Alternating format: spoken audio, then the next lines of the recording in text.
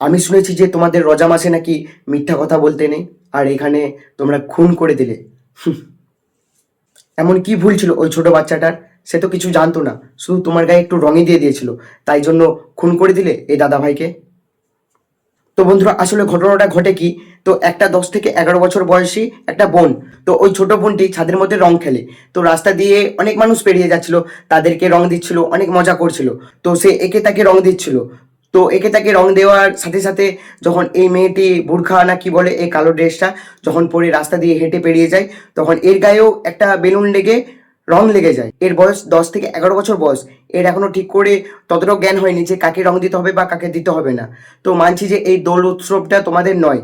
তো এমন কি ভুল করে ফেলেছিল, ও তো ছাদের মধ্যে রং খেলছিল, রং লেগে যাওয়ার কারণে এই মহিলাটি প্রায় 25 থেকে 30 জনকে ডেকে এনে ওর বাড়িতে ঝামেলা করে। ওর বাড়িতে ঝামেলা করার পর এটা ওটা ভাঙচুর করে, অনেকজনের গায়ে হাতও তুলেছে। তো তখনই এই তরুণ কুমার, এই দাদা ভাইয়ের নাম হচ্ছে তরুণ কুমার।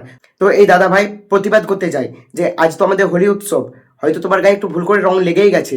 তো এই দাদা ভাইকে কি করে জানো? তো এই দাদা ভাইকে পাথরে করে, বড় বড় ডাঙে করে, বেড দিয়ে পাথর করে পুরো থেতো থেতো করে দেয়। তো কথাগুলো বলতে আমার খুবই খারাপ লাগছে। তো এইসব টপিকের আমি কোনোদিন ভিডিও বানাই না, আজ ফার্স্ট টাইম বানালাম। জানি না কিছু ভুল বলে ফেলেছি কিনা।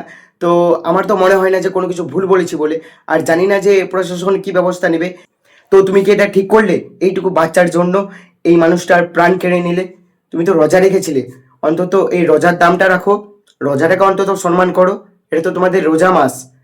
আর হ্যাঁ, একটা কথা, আমি এই ভিডিওটার মাধ্যমে আমি কাউকে কোনো পার্সোনালিভাবে অ্যাটাক করতে চাইনি।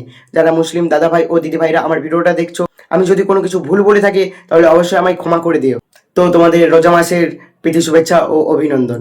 জয় শ্রীরাম, হর হর মহাদেব।